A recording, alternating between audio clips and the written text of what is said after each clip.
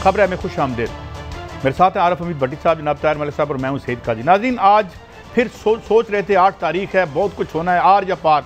आज ना आर हुआ ना पार हुआ, बल्कि पोस्टपोन हो गया और पता ये चला है कि अब 13 तारीख को जलसा होगा और उसके बाद जो इस्तीफ़े ले लिए जाएंगे। और इस्तीफ़े कब दिए जाएंगे?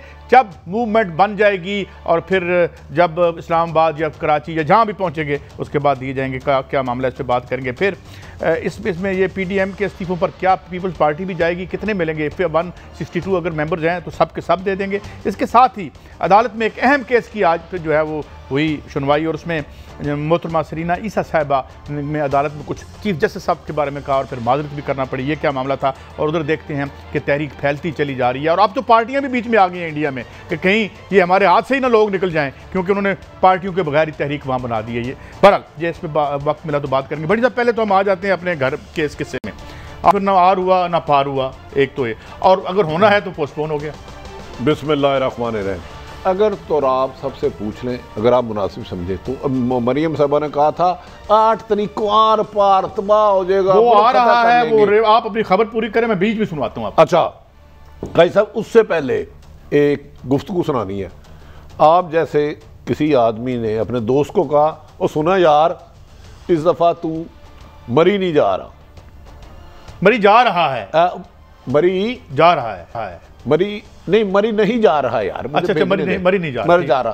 उसने कहा नहीं यार तेरी गलत फैसली है, पिछले साल असी मरी नहीं सी गए, इस दफा असी स्वात नहीं जा रहे। तो ये मरियम साहिबा ने 8 तारीख को कहा था कि मुल्क में आर पार हो जाएगा। आज PDM के जलसे के बाद मैं समझा था कि आज रिजाइन का ऐलान कर दिया जाएगा, जैसे मरियम साहिबा फरमा रही थी कि 8 तारीख को आर या पार होगा, ऐसा फैसला करेंगे कि इमरान खान भाग जाएगा। इमरान खान भागे ना भागे ये उसकी मर्जी। और इस किस्म की बेसलेस इजलास हुआ। मेरे PDM के कायदीन, मेरे हरदिल अजीज, उन्होंने फरमाया कि धरने के बाद मौलाना फजलुर रहमान को इस्तीफे देंगे। नंबर 1 तो ये क्लियर नहीं हुआ पीपल्स पार्टी इस्तीफे दे रही है कि नहीं दे रही, कौन कौन दे रहा है, पंजाब सिंध हुकूमत थोड़ी। दूसरी, मौलाना फजलुर रहमान तो कौमी असम्बली में जा ही नहीं सकते, स्पीकर को मिल ही नहीं सकते, वो तो खुद मेंबर नहीं है। ये इस्तीफे मौलाना फजलुर रहमान को देने की ना कानूनी हैसियत है ना कोई अखलाकी। इस्तीफा कौमी असम्बली से नेशनल असम्बली देने का तरीका स्पीकर फिर खुद बुलाता है, पहले उसके सिग्नेचर होते हैं, साइन होते हैं। किसी एक ने कुछ इस्तीफा देखा, किसी और फर्दर जाना पड़ता है नहीं, उसके बाद आप स्पीकर है, आप उस बंदे को बुलाएंगे।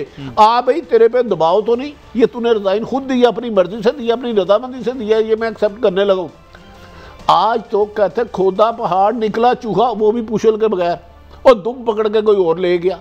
मेरी समझ में नहीं आता, आज जिसको ये 8 दिसंबर को फतह का बड़े फैसले का दिन करार दे रहे थे, उसमें खबर क्या निकली? PDM के जलसे में ये इस्तीफे उधर पहुंच के देंगे और मौलाना फजलुर रहमान मेंबर नहीं है, उसका रिजाइन देने का मकसद क्या है? वो क्या कर सकते हैं? मैक्सिमम रद्दी इकट्ठी कर सकते हैं, उसके खाली पेज पे अपने नोट्स लिख सकते हैं। इस्तीफे तो हमेशा स्पीकर को भेजते हैं और स्पीकर फर्दर मिलाता है। लेकिन मेरे ख्याल में तो आज सारी रात रोंदे रहे, सवेरे उठे मोए ही कोई नहीं। ये जो तजवीज़ें हैं, 3 तजावीज़ हैं PDM का सरबराही जो इजलास हुआ है, नवाज शरीफ की इस्तीफ़ा मौलाना फजलुर रहमान के पास जमा करवाने की तजवीज़, लॉन्ग मार्च के खात्मे पर मौलाना फजलुर रहमान इस्तीफ़े स्पीकर को पेश कर दें, नवाज शरीफ साहब का कहना था, और तमाम जमातों की जानब से नवाज शरीफ की तजवीज़ की हमायत भी की गई। तो मलिक साहब, तो इनकलाब पोस्टपोन हो गया है? नहीं, इनकलाब पोस्टपोन नहीं हुआ। पाकिस्तान की सियासत है, आप तो लगता है सबने को ऑक्सफोर्ड यूनिवर्सिटी डिस्कस कर रहे हैं, वो उसमें अल्फाजी है इस तरह, वो लाहौरी ज़ुबान में आप रंगबाजी कहते हैं, ये झूठ शूट ऐसे ही चलता है। मगर मैं समझता हूँ, जो मुझे समझ आई है, आपकी बात पे दरमियान सुनवा दूँ, इजाज़त है? सुनाया, फिर आप बात जारी रखें। कह रहे हैं कि आपको पता है ये पाकिस्तान की सियासत है, क्या इसको आप चलें, पहले आप सुनाएं। ये PDM बहुत बड़े बड़े फैसले करने जा रही है 8 तारीख को। अब या आर या पार इंशाल्लाह। तो हम अपने आप को आर समझें या पार समझें? नहीं, आर पार नहीं, वो एब्सोल्यूट की टर्म से मैं बात नहीं करता। वो भट्टी साहब ने जो कल खबर दी थी, मैं उस हवाले से एक बात करना चाह रहा हूँ। देखिए, नवाज शरीफ ने बड़ी इंटेलिजेंस का मुजाहरा किया। नवाज शरीफ ने इंटेलिजेंस ये मुजाहरा किया कि एक तो उन्होंने आराम के साथ ही ना 2-3 महीने से अपनी बेटी के गिर्द पाकिस्तान की सारी पॉलिटिक्स करा दी है। 11 जमातें खिदमत पे आ गई हैं मरीम के। इस बात में अब कोई शक नहीं रहा, जिसका नाम मुस्लिम लीग नून है उसमें से शहबाज शरीफ चला जाए, उसमें हमजा शरीफ चला जाए, उसमें नवाज शरीफ चला जाए, उसमें एक बंदा नहीं अब निकल सकता, उसका नाम है मरीम। यार पहला वोल्टा फेस हो गया। आपकी लीडर ने कल एक बात की, आज उससे भाग गई। कल आपने तो लीडर कौन सी बनी वो? कल आपने लाहौर में देखा मरीम क्या हुआ? अनप्लान्ड गई है, जहाँ पे गई है सड़कों से। यार छोड़े उसको, मेरी अब बात सुने ना, बट इसकाई साहब आपकी बात नहीं कंप्लीट होने दे। नहीं, ये तरीका नहीं, मुझे पहले एक कंक्लूजन उसका। कितने लाख आदमी थे? मैं करोड़ थे, 15 करोड़ थे। अच्छा, असल बात यह है कि नवाज शरीफ ने किया क्या? आप मेरी बात माशाल्लाह तुझे मेरे ना बहस करनी। 15 करोड़ कितों सुन यार। काई साहब आपने मेरी बात सुनी कि आई शुड फिनिश फर्स्ट। नहीं first you tell me what finish it. ये कोई तरीका यार finish it, let me finish. आप जितने मर्जी झूठ बोल रहे हैं बोल के फिनिश कर लें। चले आप बोले मान लिया, आप दुनिया के साथ बोले ना यार, मुकम्मल करें। मैं बात करने लगा हूं कि नवाज शरीफ ने ये किया कि बजाय अपोजिशन आज फाट जाती कि जनाब ये मरीम की पार्टी है सारी कि हम अपोजिशन है, नवाज शरीफ ने राम से एक चाका टेक्नोलॉजी लाके अपना टाइम राम से दाएं बाएं कर लिया। धोखा दिया, 2 नंबर किया, 2 नंबर किया, एग्जैक्टली किया। मगर ये इंटेलिजेंस है ना। तो नवाज शरीफ ने जो आज अपोजिशन की लड़ाई होनी थी, उसने आराम से एक जैली सी टाइम निकाल दी कि जालसाजी कर दी, इस तरह उसने टाइम बाय कर ली। ये उसका जवाब है।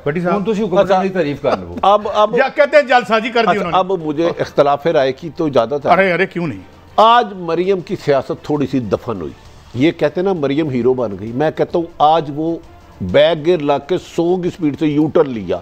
वो तो कह रही थी पीडीएम बड़े बड़े 8 को फैसले करेगी, आर या पार, यानी कि हुकूमत चले जाएगी या बच जाएगी। आज तो वो डिस्कस ही नहीं हुआ। ठीक, मरियम की क्रेडिबिलिटी कम हुई। अब मैं एक किस्सा सुनाने लगा, उसका मौजूदा सियासी सूरत हाल से दूर तक कोई वास्ता नहीं है। कहां तक? दूर तक।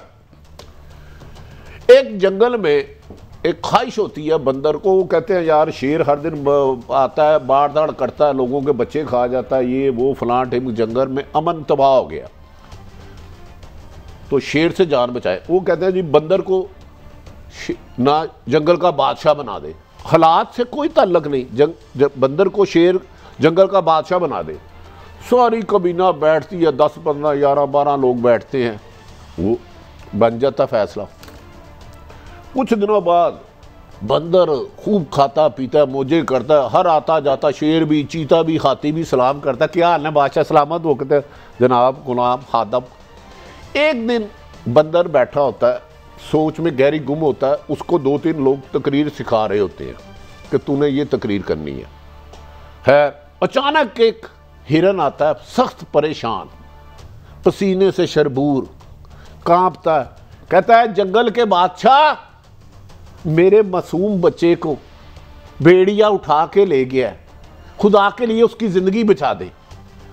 वो बंदर बात सुनता, कहता भेड़िया? कहता हाँ। कहता है उसने पहले भी ऐसे किया, कई लोगों के बच्चे खा लिए हैं। बंदर एक बंद छलांग पकड़ता है, एक दरख्त पे कड़िच करते दूसरे दरख्त पे।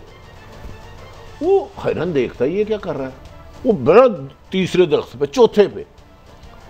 वो बेचारा रो रोता, कहता बादशाह सलामत, मेरे बच्चे की जान खतरे में है।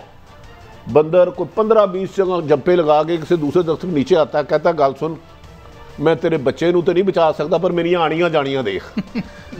अब अगला सवाल इनसे करे, मेरी बात इतनी काफी है। आप कह रहे हैं खुद ही कि उन्होंने मतलब there is no honesty left in our politics, we lie to the people, जिस तरह आप अभी कह रहे हैं कि जाली बातें कर रहे हैं, इमरान खान कर रहा हो, कोई और कर रहा हो, ये पॉलिटिक्स, झूठ की पॉलिटिक्स है। तो फिर ये क्या, कौन सी मंजिल है, कौन सी तहरीक है? ये मैच बड़ा सख्त है, बड़ा बराबर का मुकाबला है। ये दुनिया की मैंने एक नई हुकूमत देखी है जो कहती है कि देखें जी जलसे की इजाजत नहीं है मगर हम रोकेंगे नहीं, यानी कि जुए की इजाजत नहीं, आप खेलने हम रोकेंगे नहीं।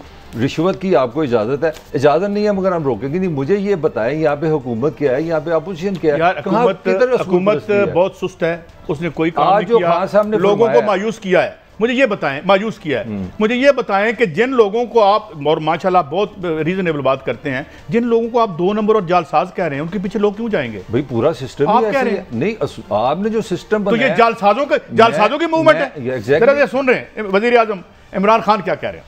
इमरान खान साहब ने आज बहुत सारे मिले हैं लोग जो उनको साथ ही कालम निगार, बड़ी साहब मुख्तसर बात करते हैं सारा पढ़ने के लिए प्लीज। उन्होंने कहा है जनाब मैं कर लें, आप इस्तीफे दे लें। और मैं एक और भी बात बताऊं, बाज जो और मुख्तदिर तबके हैं उन्होंने कहा यार ये शौक भी पूरा कर ले, मैं आपको खबर दे रहा हूँ। अच्छा, मैं गुजारिश करता हूँ, इमरान खान सब तो बादशाह आदमी है। इमरान खान की जमात ने मुल्तान में PDM के एक जलसे को 4 दिन का जलसा बनाया, रोज़ाना 10-10 पर्चे देके उनको हीरो बना रहे हैं। इनके पर्चों की ज़रूरत नहीं थी, ये मेरी राय है। दूसरा, मैं इमरान खान साहब मुझे पता है कंप्रोमाइज़ नहीं करेंगे, वो माँ सवाए अपने चंद दोस्तों से किचन कैबिनेट से कंप्रोमाइज़ करते हैं। दूसरा, अगर जो कि मेरी इंफॉर्मेशन है नई पीपल्स पार्टी धरने दे रही, आज तक इस वक्त तक 8 दिसंबर 7:15 बजे तक नहीं दे रही, कल को मुझे नहीं पता। अगर 152 रिजाइन आ जाते हैं तो फिर चाहे मुक़्तदर और के हो, जो मर्जी हो, ना हुकूमत चलाने का जवाब रहेगा, ना अखलाकी ना कानूनी। अगर असम्बली में से 152 MNA रिजाइन दे देते हैं, ये मेरी राय है। लेकिन इमरान साहब का हक है कि वो कहते हैं कि हम वो ज़िमनी इलेक्शन करा देंगे। इलेक्शन कमीशन ने भी कोई बयान दिया था। अब अच्छा, अब तो एक तरफ कहते हैं जी कि ये इनके खिलाफ तकरीरों में उनका नाम लेते हैं, फिर कहते हैं बात भी उनसे होगी। कई साहब 2 बड़ी सीरियस बातें की हैं वज़ीर आज़म ने, मैं समझता हूँ आप दोनों भी उस पर बात करें। एक तो उन्होंने कहा जो कुछ हो रहा है एक प्लान के तहत हो रहा है, ये आज उन्होंने जो बातें की। हाँ, और उससे ज़्यादा सीरियस बात है, पाकिस्तान का चीफ एग्जीक्यूटिव ये कह रहा है कि जब मेरे मुल्क की अपोजिशन जो कर रही है इसको बैरूनी इमदाद हासिल है, दूसरे ममालिक इसमें मुलव्वस है। ये कोई छोटी सी बात नहीं, पाकिस्तान का प्राइम मिनिस्टर कह रहा है, ये मैं ये आप नहीं फरमा रहे। और दूसरी जो चीज़ इमरान खान साहब ने बहुत बड़ा मसला मेरा हल कर दिया, आप दोनों का मुझे पता नहीं, मैं वाकई समझता था इन्होंने 22 साल एक तैयारी की। आज उन्होंने फरमाया कि मेरी सबसे बड़ी गलती थी हम IMF के पास नहीं गए। तो मुझे तो उन्होंने 22 साल तैयारी करके ये कहा था मैं खुदकशी कर लूंगा, IMF के पास नहीं जाऊंगा। अब इनको ये समझ, सुन लेना मेरी बात। दूसरी उन्होंने बात ये बताई है कि हमने इसलाहत नहीं की, ये मेरी गलती थी। मेरा सवाल है वो आपके 200 माहिरीन किधर गए? आज पहले आपकी दोनों बातों पे आ जाए कि इमरान खान ने ये भी बता दिया कि मेरी कोई तैयारी पूरी नहीं थी। हाँ। दूसरा उन्होंने बता दिया बैरूनी आग मुलव्वस है। यार वो बड़े सुस्त हैं, गलत उनका तो कोई काम सीधा हुआ ही नहीं। लेकिन ये मुझे बताएं इसमें क्या गलती है कि लंदन में बैठ के आप इंटरनेशनल जो है लॉबियस्ट से मिल रहे हैं और खाकान अब्बासी कह रहे हैं साथ कि जनाब हम तो सिर्फ फौज से बात करेंगे, तो फौज फिर आपकी उंगली पकड़ के ले आए जिस तरह आपके वालिद मोहतरम को ज़ियाउल हक के साथ लेके गए थे। What are you asking for? देखें इस मुल्क में रिजाइन देने का मुतालबा कर रहा है जो कौमी असम्बली का मेंबर ही नहीं नवाज शरीफ, जिसे जमा कराने का दावा किया जाए फजलुर रहमान, वो भी MNA नहीं है, मेंबर ही नहीं है। दूसरा, ख्वाजा आसफ साहब काबिल एहतराम ने फरमाया कोई बड़ा सानिया हो सकता है 71 वाला नहीं। ख्वाजा साहब नहायत अदब एहतराम से, वो एक सूरत हाल थी, बांग्लादेश बड़ा इधर था। अगर पीपल्स पार्टी नहीं देती, आप रिजाइन देंगे, क्या सानिया हो सकता है, क्या कर लेगी नून लीग? मिसाल के तौर पे ये मेरी राय है, हो सकता है अगर आपने बचना है तो एक काम हो सकता है। ये नहीं, ये सानिया कैसे हो सकता है यार? उस बांग्लादेश का अलग होना एक अलग इशू है। दूसरी, आपके साबिक वजीर आजम शाहिद हकान अब्बासी जिन्होंने ओथ लिया था मुल्क की हिफाजत का और सीक्रेसी का, वो कहते हैं जो असरअंदाज फौज और जुडिशरी होती है, आपके लिए हुकूमत भी करप्ट बुरी, जुडिशरी भी असरअंदाज हो रही है, आपके फौज भी हो रही है, तो आप किससे इंसाफ मांगेंगे? मुझे बता दें। आज मैं जवाब दूं आपको थोड़ा सा प्लीज। मुझे ये बताएं कि इस मुल्क में 77 को 5 जुलाई को जो सानिया हुआ था कि असम्बली तोड़ के मजलिस शूरा बन गई थी, तब तो मुल्क 2 लाख नहीं हुआ था।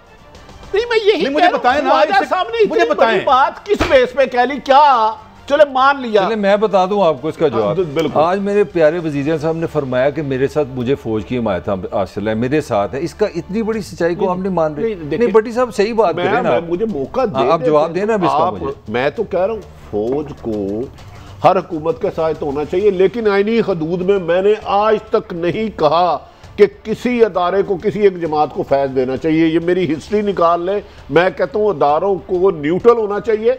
लेकिन आपके आइन कॉन्स्टिट्यूशन में प्राइम मिनिस्टर चीफ एग्जीक्यूटिव है, और फौज उनके मतहत है। नहीं, आपने बात की है ना ख्वाजा के, मेरा मुझे नहीं, जवाब ख्वाजा ने तो वो हमारे वजीर आजम साहब बलोचिस्तान नहीं, अच्छा आप वजीर आजम इमरान खान साहब उनका क्या जरूरत है उनको कहने की? नहीं, आप 1 मिनट दे देना। आपने नवाज शरीफ थे वजीर आजम गालबन, उन्होंने कमर बाजवा साहब को अपॉइंट नहीं किया चीफ ऑफ, उनकी ड्यूटी तो बस फिर ये भी इनकी ड्यूटी है। फौज को आईनी किरदार हर मानना चाहिए पीएम का। हाँ, सियासत में बंदे तो कुछ कह रहे हैं इसमें नहीं आना चाहिए। वो तो सब यार बात पुलिस की भी है, वापडा की भी है, तो ये क्या पार करेगा? यार मुझे आगे बढ़ना। वजीर आजम को 100 दफा कह चुके हैं मेयर फौज एक। यार वजीर आजम की नाकस कारकर्दगी तो अदारे के लिए बदनामी का कुछ बायस बन रही है। अब बात इतनी सी है, मैं इमरान खान के एक 60 सुनाने लगा हूं। पता क्या तकलीफ है, इस बार जनरल जिलानी नहीं मिल रहा, जनरल जियाउल हक नहीं आता आ रहा है। इस तो बड़ी गल कोई नहीं, सुनो टाइम बदल गया, समझ लें। ये बात बार बार दोहराते हैं वो। देखें, ये तीसरी चौथी दफा एक माह में वजीर आजम ने कहा कुर्सी छोड़ दूंगा। ये बहुत बड़ी बात होती है इस मुल्क में ना, कोई पटवारी शिप नहीं छोड़ता, ये कहना चाहते हैं। पटवारी शिप नहीं छोड़ता, कोई क्लर्की नहीं छोड़ता, रजिस्ट्री में लगाओ। अंधी अंधी अंधी दौलत है ये कहना। हाँ, लेकिन वजीर आजम साहब, मेरी आपसे एक गुजारिश है, आप एनआरओ ना दें। ये तो बताया आपसे एनआरओ मांग कौन रहा है, उसका नाम तो बताएं। मुफ्ता इस्माइल ने तो कहा था कि हमने इनसे मांगा नहीं, लेकिन बहरहाल किसी और से मांग रहे हैं। मगर हाँ, फौज से उन्होंने कहा है। हाँ, नवाज शरीफ साहब होते या कोई और सियासी जमात होती, हम नाम मियाँ साहब का भी नहीं नाम लेते। कोई बंदे में इतनी जरूरत नहीं थी, खुदा की कसम, कि किसी स्टैंड लेके कहे कि मैं अपनी हुकूमत छोड़ दूंगा। इमरान खान की इस हद तक सच्चा, लेकिन काश ये कराची बोर्ड एहतसाब करते तो आज इमरान खान का ग्राफ इधर होता। काश ये टीवी पे जो वो नो मलूद इम्पोर्टेड तर्जमान बनाए हैं, इनकी बजाय कोई मिचोर सियासतदान के साथ ऐसी इकोनॉमी पॉलिसी बनाते कि गुर्बत कम होती, लोगों को मिलते, तो आज अपोजिशन को शक्ल छुपाने के लिए जगह नहीं मिली। मेरा एक कमेंट है, ये जो स्टेटमेंट है मैं एनआरओ नहीं दूंगा, ये बादशाह सलामत वाली स्टेटमेंट है। इस मुल्क में एक आइन है, जिसने गलत किया है उसको माफ करना, ये सजा देना अदालत का काम है, ये वजीर आजम का काम नहीं। मुझे ये समझ नहीं आ रही है 2.5 साल को किसको माफ करेंगे। ये बादशाह सलामत है कि वजीर आजम क्या सलूक करना चाहिए? इनकी बड़ी अच्छी बात है, इन्होंने ठीक कहा है। आपको याद होगा किसी ने जस्टिस कयूम को फोन किया था, उस वक्त मुल्क में आइन नहीं था, उस वक्त अदालतें नहीं थी, वो भी गहरा नहीं था, गलत था वो नहीं, वो था। वैसे मैं रहनुमाई चाह रहा हूं। मैं एक अगले थीम पे आना चाहता हूं, लेकिन मलिक साहब इतना मैं अर्ज कर दूं, तो फिर ये आर्मी चीफ से क्या मांग रहे हैं? शर्म या खालिद साहब कहते हैं ना, शर्म होती है, कोई याद होती है। जरा सुने, 90 बंदे मरे हैं आज जो है कोरोना से, और वजीर दाखिला साहब ने भी इसको जो बयान दिया है उस पर भी हम सर पीट के रह गए हैं। और यहाँ पे देखे क्राउड है, पूरी दुनिया, ये देखें जरा, ये लोग कल की रैली है, कल की रैली है, उसमें बैठे हुए हैं। अब ये है को 70-80 करोड़, आहो जी 70, ये बगैर प्लान के कोई अनाउंसमेंट नहीं। बड़ा बंदा सर, मान लिया हमने लड़ाई पहले हर एमएनए को कहा गया था भाई, कल एक एमएनए ने भगवानपुरे के में गाली निकाली है इस रैली में, खुदा का खौफ करें यार, प्लान नहीं था।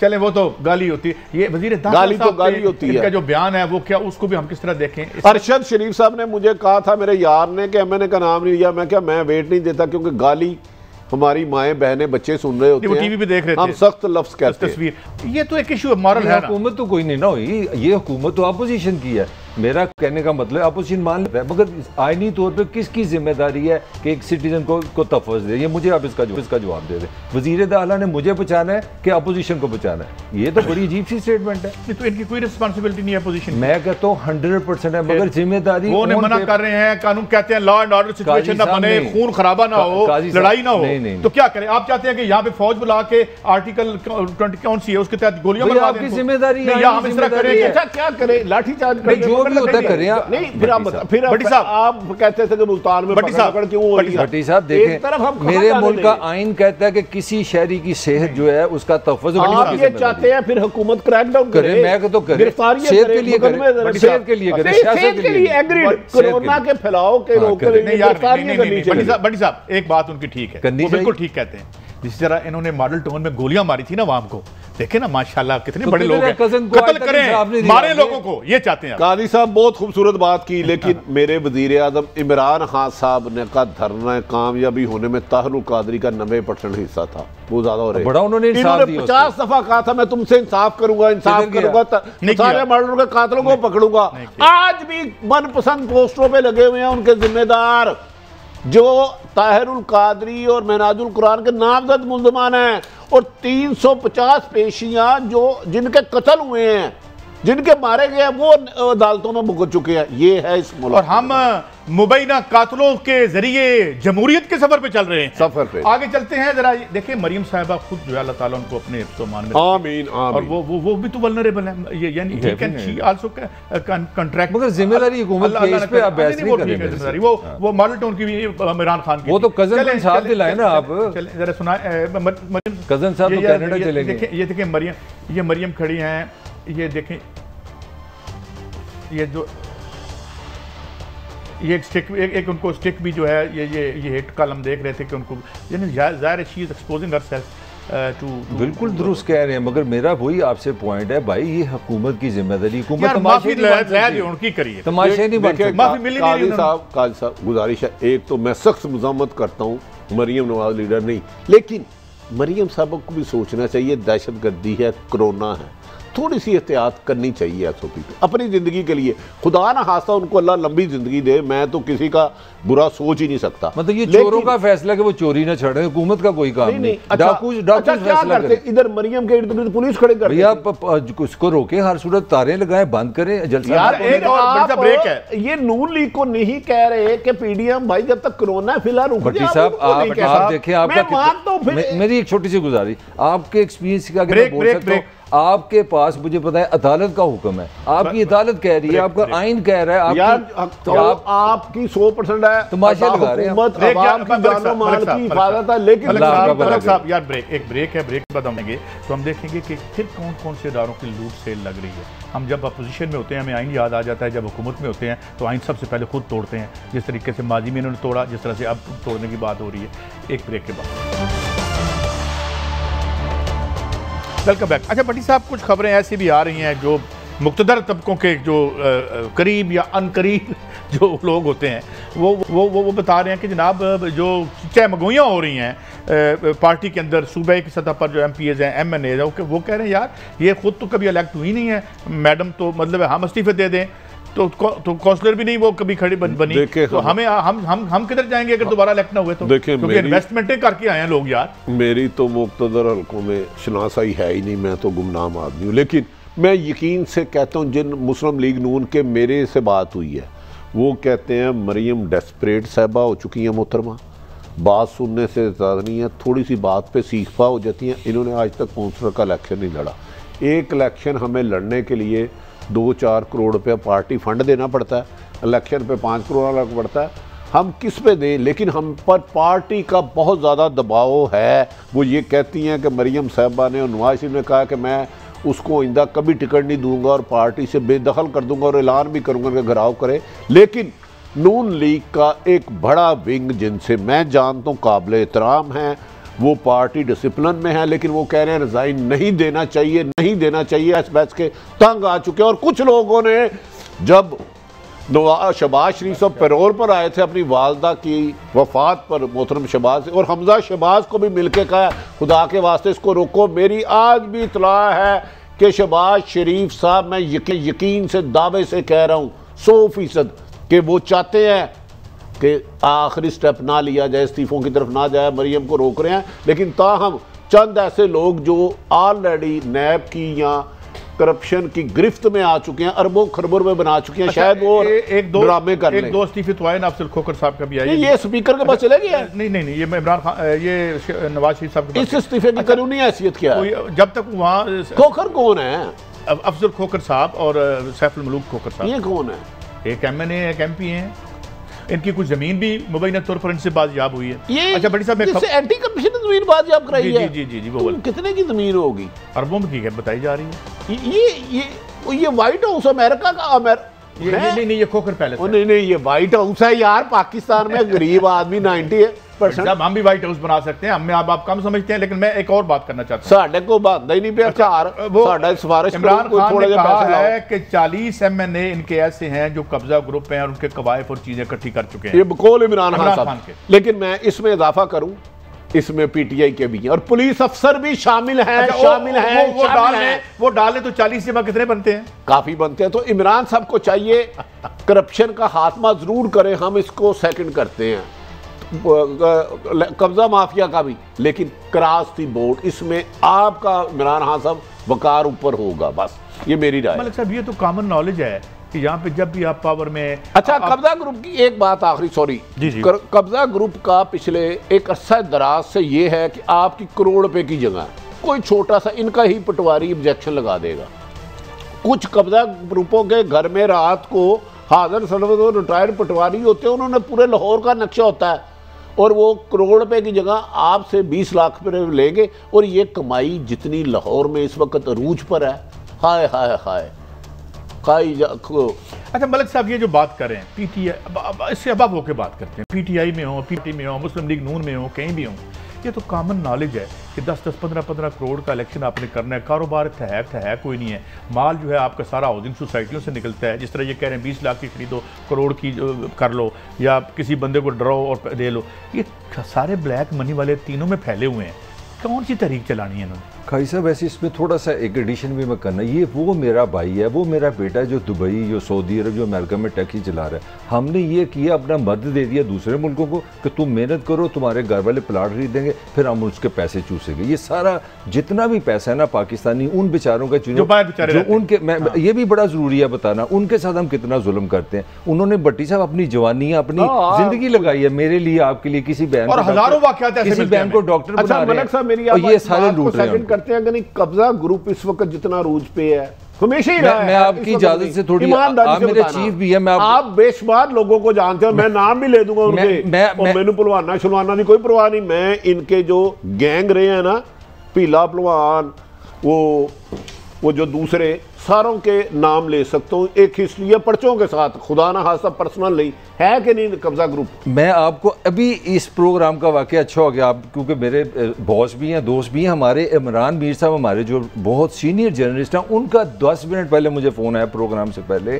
कि मर्दान के एक MP MNA हैं, उन्होंने जो अमूर कश्मीर की जो ज़मीन है ना उनकी, कादी साहब इमरान मीर हमारा भी दोस्त है, सीनियर, उसके पास स्टे भी था, दोस्त उस पे असले वाले मसल्ला लोगों के इमरान मीर के मुताबिक कब्जा करने हैं। इमरान खान साहब अच्छा रेटिंग टीवी की फ्रॉड, कब्जा सरेआम, तो एहतसाब करो तो बिला इम्तियाज। अच्छा करो। एक तो ये हो गया बड़ी साहब इमरान मीर कैसे मैं कमेंट थोड़ा सा करना चाह रहा था, मैं आगे आना फिर एक छोटा सा कमेंट है। इस पूरी खेल में जो मैंने आपको शुरू में बताया था ना, नवाज शरीफ की चालाकी कह लें या इंटेलिजेंस कह लें, सिंध वाली पीपल्स पार्टी ये रो रही है कि भाई हम सिंध असेंबली भी तुम्हें दे दें, अपने सारे सेनेटर भी दे दें, और हमें क्या मिलेगा? हमें ये मिलेगा कि नया इलेक्शन होगा ना, हम सेंटर में आएंगे तो हम 360 करके फिर सिंध ना नॉर्मल तेल हो गया, ये मुझे पता है। अच्छा अब एक और बड़ी डकैती की बात करते हैं। अभी मैं खबर देख रहा था कि हफीज़ शेख साहब मुतअद्दिद दफ़ा हमारे जो रहे हैं और हमारी पॉलिसी वो बनाते रहे हैं। हमारा एक PTCL इदारा था बहुत बड़ा, वापडा की तो तबाही जरदारी साहब ने कर दी। अब हफीज़ शेख साहब ने PTCL को प्राइवेटाइज़ किया और पीपल्स पार्टी की गवर्नमेंट थी और कहा गया जी आपको मालकाना हकूक देंगे, यानी चकमा देखें, और आज वहाँ वर्करों का जो हाल है वो आप देख रहे हैं। इसके साथ साथ सबसे KESC जो अब उसका नाम बदल गया है, के इलेक्ट्रिक भट्टी साहब, उसमें जो बेड़ा गर्क हुआ, मैं दोबारा अपने प्यारे दोस्त को दोहराता हूँ, उनको कोट करता हूँ, ख्वाजा आसफ साहब, वो अपनी वजारत के दौर में कहते हैं ये बिजली नहीं बन रही, ये दिन दाड़े डाका पड़ रहा है। वो उनके अपने नाक के नीचे डाका पड़ रहा था। ये भी मौसूफ हफीज़ शेख साहब के दौर में हुई थी प्राइवेटाइज। सुनिएगा अब जो 2 मुनाफा दे रहे हैं, मुझे नहीं पता यार, मेरे तो ख़त्म हो जाते हैं, ये 25 अरब 100 करोड़ का, 17 करोड़ का दे रहे हैं। OGDCL जो है ये 1760 करोड़ जी, इसका अपना 17 करोड़ है, और दूसरा है PPL 9 करोड़ 9200 करोड़ 25 करोड़ का। अच्छा ये प्रॉफिट दे रहे हैं और हमें इतनी तड़प हो रही है कि हमें फौरन बेचें। देखें, हमने यही करना है कि अपने असासे बेच के सूद उतारना, इकॉनमी को ठीक नहीं करना। एक हफीज शेख साहब आए किसके नुमाइंदे? IMF के, मेरे और आपके तो नहीं है, उन्हें इलेक्टेड भी नहीं है, में जहां साफ पानी नहीं आता, जहां जुम्मा पढ़ने या जनाजा जाए तो कपड़े कीचड़ से लथपथ हो जाते हैं, उन्हें इस मेरी और आपकी ज़िंदगी का क्या हाल होगा। मेरे 90% जो गांव में मेरे भाई जाते हैं, बाद खुदा की कसम जगह जनाजा पढ़ने जाए तो इतना कीचड़ होता है कि पाँव बीच में हो जाते हैं, जनाजा गुजारना मुश्किल है। आपने क्यों हमें जिंदा लोगों को जनाजा बनाना चाहते हैं? आगे ही जनाजों की कमी नहीं है। अच्छा भट्टी साहब, वैसे इसमें एक छोटी सी इन्फॉर्मेशन है, इस्लामाबाद हाई कोर्ट ने इसको इलीगल करार दे दी इस कमेटी में, जिसमें हफीज शेख साहब भी है। आज की खबर है, ये कल की खबर थी, ये मतलब ताज़ा खबर है। बात कि वैसे ही इलीगल करार दे दिया। बात यह है कि घर के बर्तन हम बेच रहे हैं, ठीक है। अच्छा, ये इस तरफ जो कहानी है ये कब्जा ग्रुपों की, वो आपके सामने है कि हमारे इलेक्शन कहाँ से और किस पैसे से फंड होते हैं। बुकियों के पैसे से फंड होते हैं, जल से भी उन्हीं के पैसों से फंड होते हैं, कोई माने या ना माने। अब बात ये है कि ये आप बेचने के लिए आ गए हैं, और ये इस पर तमाम जो हमारे इकोनॉमिस्ट हैं, जो मैं इंटेग्रिटी वाले, बाकी भी ठीक ही हैं, लेकिन जो इंडिपेंडेंट इकोनॉमिस्ट हैं वो कहते हैं कि ये हमें बाकायदा गुलाम बनाने की एक साजिश थी। ये डॉक्टर अकबर अली जैदी कहते हैं, ये डॉक्टर कैसर बंगाली कहते हैं, और इसका जो हालिया आगाज़ हुआ वो मोइन कुरैशी ने किया था, फिर शौकत अजीज, फिर हफीज शेख। आपकी जो एक्सपर्ट कह रहे हैं कि पाकिस्तान में जो बेरोजगारी से जो सबसे बड़ा इशू आ रहा है, मायूसी का, इस वक्त सरकारी तौर पे 70 लाख पाकिस्तानी जो नशा कर रहे हैं, आपने 1 करोड़ बंदे को नशे पे लगा दिया, नौकरियां नहीं दी, काम नहीं दिया उनको, साइकोलॉजिकली पेशेंट बना दिया, 4 करोड़ बच्चा आपने सड़कों पे छोड़ दिया। यार देखिए, आप गलत बात कर रहे हैं। वजीर आज़म ने फरमाया था करोड़, जुल्फी बुखारी सबको नौकरी मिली, मोहित यूसुफ को नौकरी मिली, और कई जिनके लंदन में महल है, नदीम बाबर नहीं, इनके लंदन में महल है। आपकी 20 करोड़ आवाम है, उनसे ज्यादा कोई जरूरतमंद है? चले फिर हम भी अपनी तरह साहब, एक और बात, थोड़ी सी तारीख की बात करते तो मुझे इजाजत है। बिल्कुल सर। ये जो नशा जब आया था, कब आया था? ज़ियाउल हक लेके, ज़ियाउल हक, और कौन सी पॉलिटिकल पार्टियां बनी थी और लीडर बने थे उस दौर में? मुझे कुछ याद नहीं आ रहा, मुझे याद नहीं आ रहा। अच्छा, मेरे दिल में नहीं है। और कराची में माशाल्लाह एमक्यू बनी थी। ये सारे बहन भाई हैं। तो बहरहाल अल्लाह ताला, ये जो फैमिली एक ही है, तालिबान भी आए थे बड़ी साहब। मगर सवाल ये है कि मैं ब्रेक की तरफ जा रहे हैं, आपको इस वक्त क्लियर दुनिया में रिसेशन आ गया है, इन तमाम पॉलिसीज़ के खिलाफ एक बड़ी तहरीक जो है उठ रही है। इंडिया में देख लें, कि हम बात करेंगे कि इंडिया में मोदी साहब बड़े खुदक रहे थे, अब उनको उनके मेहनत कशों ने घेरे में ले लिया है। क्या कहानी है, एक ब्रेक के बाद। वेलकम बैक नाज़रीन। सुप्रीम कोर्ट में मोहतरमा सरीना ईसा साहिबा के जो उनकी पिटीशन है उसके हवाले से कुछ हम बता दें क्या गुफ्तगू हुई वहाँ पे। जस्टिस काजी फाइजा की अहलिया जो है अदालत में पेश हुई, उन्होंने कहा मुझे समझ नहीं लगती सुप्रीम कोर्ट अपने रूल्स को फॉलो क्यों नहीं कर रही। सरीना ईसा साहिबा फरीक ना होने के बावजूद जस्टिस उमर अता बंदयाल ने 81 मरतबा मेरा नाम लिया। सरीना ईसा साहिबा 3 मुअज़्ज़ज़ जजों को निकाल कर मेरे हकूक़ मुतासर किए गए। मोहतरमा सरीना, क्या 6 जज 7 रुकनी बेंच के फैसले को कालअदम करार दे सकते हैं? उनका बारी बारी तमाम जजेस से सवाल। मैं मानता हूँ 6 रुकनी बेंच 7 रुकनी बेंच के फैसले को कालअदम करार नहीं दे सकता जस्टिस अता उमर बंदयाल साहब। मेरे मुकदमे की समाअत के लिए 10 रुकनी बेंच तश्कील दिया जाए। सरीना ईसा साहिबा, मुझे इख्तलाफी नोट देने वाले जजेस के फैसले से भी इख्तलाफ है। सरीना ईसा साहिबा के जजेस से बारी बारी सवाल और चीफ जस्टिस के बारे रिमार्क्स पर जस्टिस उमर अता बंदयाल बरहम हो गए। तमाम नुकात रजिस्टर्ड कर लिए हैं, आप हक़ाइक़ को नज़रअंदाज कर रही हैं जस्टिस उमर अता बंदयाल। हम नज़रसानी अपील नहीं सुन रहे अता बंदयाल साहब। मैं मादरत खा हूँ अगर मेरे अल्फाज जजेस को बुरे लगे हैं। सरीना ईसा साहिबा, इख्तलाफी नोट देने वाले जजेस ने मुझे सुना ही नहीं। मेरी सदा है कि नज़रसानी दरख्वास्त सुनने के लिए इख्तलाफी नोट वाले जजेस को भी बेंच में शामिल किया जाए। मैं जानना चाहती हूँ मुझे और मेरे शोर को क्यों निशाना बनाया गया। पूरी अदलिया में सिर्फ मैंने और मेरे शोर ने ही असासे ज़ाहिर किए हैं। तो वो अब ये सारी बातें बड़ी साहब हैं। देखें, अब मौजूद अदालत के सामने है, हमें उम्मीद है जो वो फैसला करेंगे वो ठीक होगा। मेरा ख्याल है सरीना ईसा साहिबा मोहतरम जो फ़ाइद ईसा साहब की अहलिया, इन्होंने बड़ी सख्त अल्फाज इस्तेमाल किए हैं। उनका मतलब है कि बाकी अदलिया के लोगों ने अपने एहसास ज़ाहिर नहीं किए। बज़ाहिर बादिउल नज़र में ये लग रहा है अगर सरीना ईसा एक सुप्रीम कोर्ट के जस्टिस की मिसिस को इंसाफ नहीं मिल रहा तो हम दीवारों से टकरे मार रहे हैं। अगर वो चीफ जस्टिस पर भी एलिगेशन लगा रही हैं, हम जैसा आदमी तो ये बात का तसव्वुर नहीं कर सकता कि कंटेम्प्ट, क्योंकि हमारे लिए तो जज काबिल एहतराम है। हमारे पास तो अल्लाह के बाद आखिरी रास्ता ही सुप्रीम कोर्ट है किसी भी पाकिस्तानी के लिए। तो अगर ये ऐसे कर रही तो फ़ाइद ईसा साहब से हमने कल भी मुतालबा किया था टीवी की रेटिंग में, जिस पे 3 टीवी शोर मचा चुके हैं, एक्सप्रेस, न्यू 92, और जज भी कह चुके हैं ये फ्रॉड है, रिमार्क्स हैं उनके। तो फाइज ईसा साहब की मिसिस की मर्जी का बेंच बन सकता है कि नहीं? इस लाइन ऑफ आर्ग्यूमेंट में एक बात आ रही है, यही लाइन ऑफ आर्ग्यूमेंट जो था, जो सरीना ईसा साहिबा का है, वो ये है जी कि वो इमरान खान ने भी नहीं किए, उसने भी नहीं किए, उसने भी नहीं किए। ये मतलब कैन 2 और 3 रॉन्ग्स मेक 1 राइट? अदालत तो इस आर्ग्यूमेंट को नहीं लेगी। मैं एक मफरूजे पे बात कर रहा हूँ। सरीना साहिबा ने कुछ नहीं किया होगा, लेकिन बाकियों ने भी किया होगा। लेकिन जब आप एक केस में पेश होते हैं अदालत में, तो क्या मैं ये कह सकता हूँ कि जी वो फलां बंदे ने कत्ल किया था और वो रिहा हो गया? नहीं, मेरा ख्याल है अदालत के सामने ऐसी गुफ्तगू का कंसेप्ट ही नहीं है। बिल्कुल अदालत के पास जो फाइल आती है, उन्होंने आइन और कानून के मुताबिक सबूतों की बिनास पर उस केस का फैसला करना होता है। रेफरेंस वो कोर्ट करते हैं, लेकिन किसी को इस वजह से नहीं छोड़ा जा सकता आपने दूसरे को नहीं पकड़ा, लिहाजा मैं आपके खिलाफ ये भी तो हो सकता है ना कि अगर आपके ख्याल में आपके पास कोई इंफॉर्मेशन है किसी भी आला हुक्मरान जो इदारे हैं उसके बारे में, तो आप एक प्राइवेट बंदा भी जाके रेफरेंस तो जमा करा सकता है कि जनाब ये देखें ये साहब आपने बड़ी सही बात की। मैं एक आम आदमी के ज़हन से एक क्वेश्चन करना चाह रहा हूँ आप दोनों को सामने। आम आदमी मैंने जिन लोगों से मिला वो कहते हैं यार ये किस किस्म का हमारे मुल्क में इंसाफ का निज़ाम है कि यहाँ पे सुप्रीम कोर्ट के जज के केसेस ही नहीं हल हो रहे, वो उनको इंसाफ नहीं मिल रहा। तो मैं कोई केस की डिस्कशन नहीं कर रहा, मैं एक ओवरऑल माशरे की बात कर रहा हूँ कि कभी इस तरह के भी माशरे दुनिया में है जहाँ सुप्रीम कोर्ट के जज ही हर वक्त अदालतों में जाते रहे। ये भी तो एक बड़ा एक पॉइंट ऑफ व्यू है ना। देखिए वो तो, और फिर उसके बाद जो उन्होंने पिटीशन की थी उसमें उनका ये भी कहना था कि मुझसे उनके मुताबिक जो जस्टिस आसिफ सईद खोसा साहब हैं वो उनसे मेरे ख्याल साहब इसमें जो माजी में हुआ है कि माजी में जब जजेस के पास कोई रेफरेंस आता है आप कंटेस्ट भी कर सकते हैं, और मोस्टली हमने देखा है कि कुछ जजेस ने उसको वो रिजाइन भी कर दिया कई दफा। मनी करेक्टर नजर आया, कई नजर आया। ये नजर आता है क्योंकि आप अगर आप पे बहुत संगीन एलिगेशन मेरे पे कि मैंने करप्शन किया, खुदा ना खास्ता कोई दफ्तर का लूटमार किया, और उसी ओहदे पे रह पे मैं इन्वेस्टिगेशन सही हो ही नहीं सकती, इंडिपेंडेंट नहीं हो सकती मेरे खिलाफ, तो अगर मैं ही इदारे का इंचार्ज। लेकिन फिर भी हमें यकीन है कि सुप्रीम कोर्ट पे हमें पूरा एतमाद है, वो जो भी फैसला करेंगे। सुप्रीम कोर्ट हमेशा आइन और कानून के मुताबिक और डॉक्यूमेंट्स और सबूतों पे करती हैं, वो जज्बात नहीं देखते मेरे ख्याल में। साहब अब हमने कोशिश की है कि जो किसानों के लीडर हैं वहाँ पे इस वक्त जो लीड कर रहे हैं अनान मुल्ला साहब से बात हो सके भी हो नहीं सकी, शायद वो किसी जलसे जुलूस में है।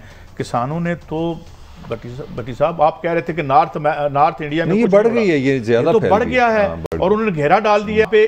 प्रॉब्लम दिल्ली में अब भट्टी साहब ये है क्योंकि सप्लाई नहीं आ रही, सब्जियां नहीं आ रही। कादी साहब भारत में इस वक्त करोड़ों लोग सड़कों पर 24 सियासी जमातों ने किसान तहरीक का हिमायत का ऐलान कर दिया है।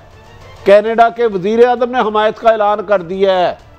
वो जो इंदिरा गांधी साहब के साहबजादे हैं, क्या नाम है उनका, वो राहुल गांधी ने उनके हक में ट्वीट किया है।